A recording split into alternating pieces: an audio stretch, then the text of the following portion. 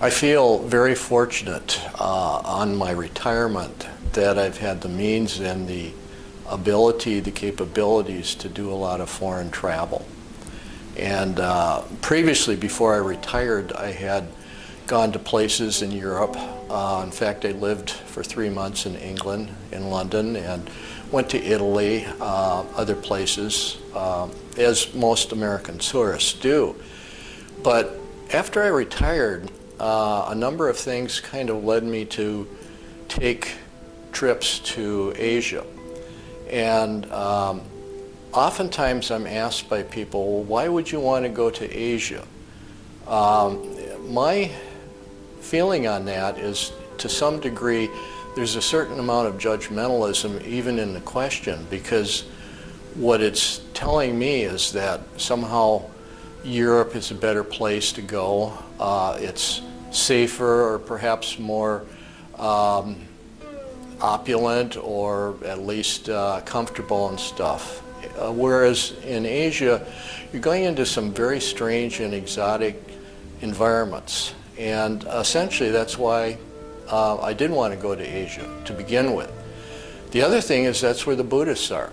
And I follow the Buddhist path in my spiritual meandering, so to speak. And I did want to go and see monks. I wanted to see temples. I wanted to see antiquity.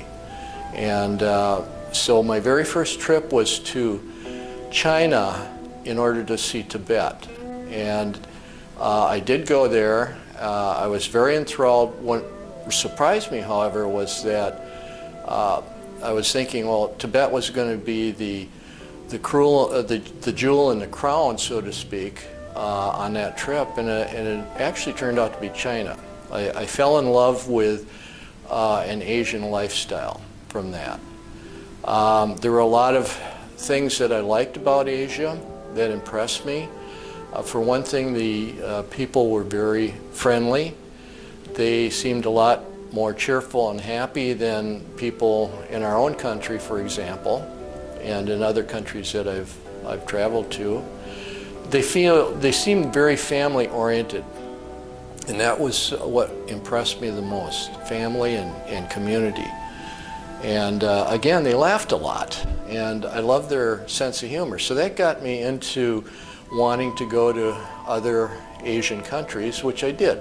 I went to Thailand and also to Cambodia, eventually going to Laos and Vietnam.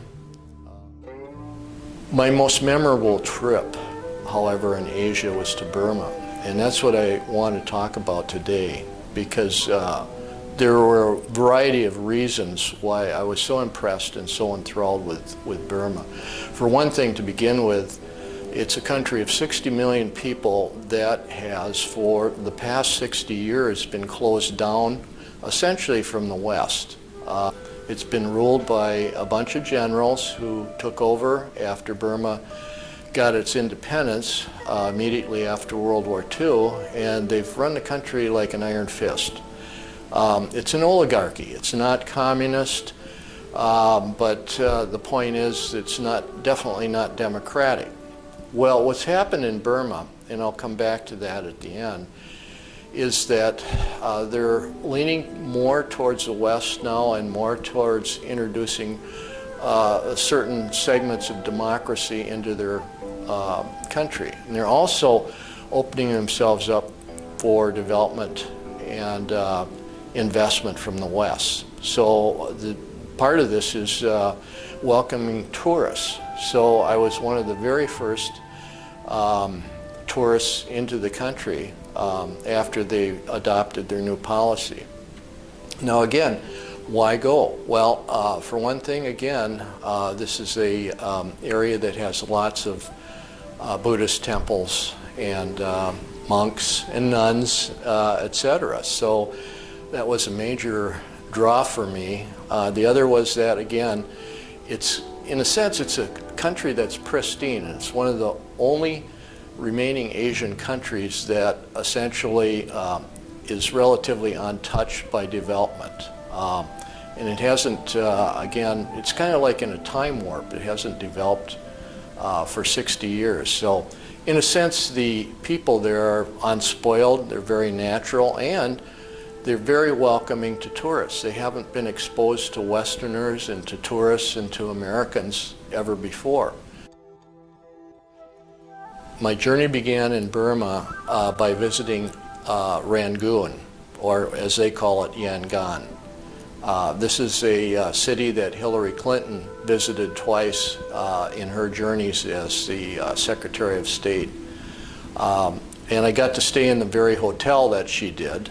I was quite surprised by this because although Burma is quite poor, certain areas for tourists and for government officials are very opulent. This is a very nice hotel. I really enjoyed being there a lot. And the very first thing we saw essentially was how Burmese women beautify themselves. They grind a certain kind of bark from a tree into a white paste and they put it on their cheeks. And it didn't take me long to really start to resonate with what they were doing. At first I thought it was a little bit odd, but after a couple days it came to me to, you know, be similar to how women put lipstick on in our own society. It's a way of beautification. Now they say it's to prevent sun damage and it moisturizes their skin. I think for the most part it's a way that they can beautify themselves. And I will say this too, as long as we're on climate, that even though I was there in March, it was horrendously hot. Every day was over 100, and I have to say at times I felt the humidity was 110%. So it was quite challenging, I would say, in terms of moving around. One of the first stops that we did was to see a giant reclining Buddha, and that was quite impressive. It was a huge, huge Buddha that I think has been there for quite some time. Probably the major point of visiting in Rangoon is to see Shui Dagon Temple. This is a huge temple complex, and it's the most revered religious site for Buddhists in Burma. It's high atop a hill, and there's all kinds of spires and pagodas and Buddhas and monks walking around and tourists and very devout people who are essentially earning merit in the Buddha's eyes so that they perhaps someday don't have to be reborn. Reincarnation is a big part of Buddhism. It was a very interesting journey up there. We got to see Shui Dagon, our group, as a sunset. And since it's mostly gold, it just glittered. It was one of the most beautiful sights I've ever seen. The kids themselves in Burma are what I would regard as some of the most beautiful youngsters I've ever run into. The adults are very friendly as well. Our next stop was another city that we're a little bit familiar with. It's called Mandalay. And a long time ago, Bob Hope made a film, Bob Hope and Bing Crosby on the Road to Mandalay. And essentially they did not change the name. It's still there, a major city in Burma. Again, I had the opportunity to see some magnificent artwork in Buddhist temples, and I was able to buy a flower from a vendor. Actually, there's a lot of people selling flowers. I took a beautiful shot of a little girl that was selling the flowers and was able to put it in a vase by the Buddha, so to pay some homage to the Buddha. On that trip, also we visited an orphanage for young girls, and again, this was a real thrilling time for me because they made us feel so welcome, and they were so, they treated us so wonderfully. They essentially did dances for us and entertained us, and we left with a heavy heart, but very glad to have had that experience. It was wonderful. Lastly, we visited a site in Ubine, which has a 200-year-old wooden trestle bridge for pedestrians. That's become a major tourist attraction as well. We took a boat ride around the area and watched the sunset, and it was quite beautiful. One of the biggest reasons I wanted to go to Burma was to visit Bagan. Bagan is a place that has 2,000 pagodas and temples within 30 square miles. And it's absolutely breathtaking to view and to see and to be there. It has a very serene type of atmosphere about it, and it's really nicely situated. It's away from major metropolitan areas, and it's quite old. Most of those temples there were built around 1000 AD, and not surprisingly, it's listed on the UNESCO World Heritage Site.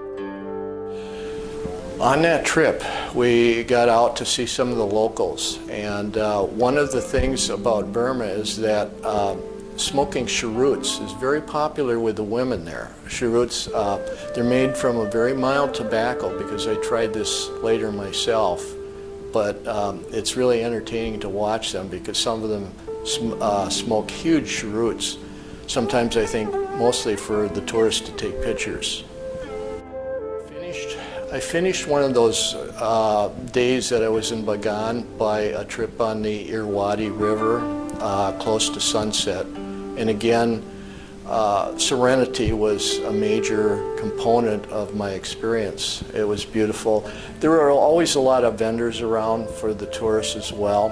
And so we came back with a lot of local wear, but it was always so much fun to deal with them and to bargain and to joke, because they had a tremendously good sense of humor, and made it especially fun. One vendor I was particularly impressed with actually used palm fronds, and she made beautiful birds out of them. So I had to, of course, bring some of those back, and they were very fragile, so it was always a challenge to take them on my luggage, but I did get them back okay without damage. But I was very impressed with her artistry. We ran across a lot of young girls that are called novitiates. They have a custom in Burma where girls almost at kindergarten or maybe first or second grade go into what I would call summer boot camp, you know, for 1 or 2 weeks during the summer, to local monasteries where the nuns kind of take care of them. And they're visited by their parents, but they have big ceremonies before they go in. They have parades, and they dress up in all kinds of finery, and it's very interesting to watch. But it's very expected in Burma for the girls to do this, and in a lot of places in Asia, by the way, it's expected for young men at an older age, at least in their teens perhaps, to go in and become a monk for a year or two, kind of like a way of serving their major religion a little bit. They're not expected to stay in for life, but they're expected to have some sort of experience that way. One of the most profound experiences I found in Burma, since I do follow the Buddhist path, is being able to take the 5 precepts from a local monk. And I went to Mynkin village and was fortunate enough to have a monk give me the 5 precepts in Pali, which is the ancient Buddhist language. The 5 precepts essentially are vows not to use intoxicants, not to steal, not to, essentially what we'd call bear false witness, you know, speak badly of people, not to kill, and not to be sexually promiscuous. So those are the 5 precepts, which I find easy to take as a vow today. The last part of the trip was in an area called Inle Lake. It's a huge lake, although relatively shallow. It never gets much more than 10 feet deep, but there's a lot of fishermen and villages that are not only on its shores but also living above the water in what I'd call huts. They're on stilts, and it's quite interesting to watch them go about what we'd call a traditional way of making a living. They have very interesting fishing nets that are actually rigid, and since the water is so shallow, they can plunge them in, capture the fish in a given area, and then spear them. They're cones, and I have a picture of one right here. One of the other fun parts of being in Inle Lake was to view and interview what are called the long neck women. This is a local tribe of women that are known internationally. They put steel hoops around their necks as they grow up, and so their necks get elongated. And to them it's traditional, and it's a mark of beauty. So when I was there, I was able to interview 3 generations, so a young girl that was 13 and her mother and grandmother. It was quite an edifying experience. The very last part of the trip was one of the most meaningful experiences I did have in all of Burma. We went back to Rangoon for one day and one evening before we left the country, and I was able to visit the political headquarters of Aung San Suu Kyi.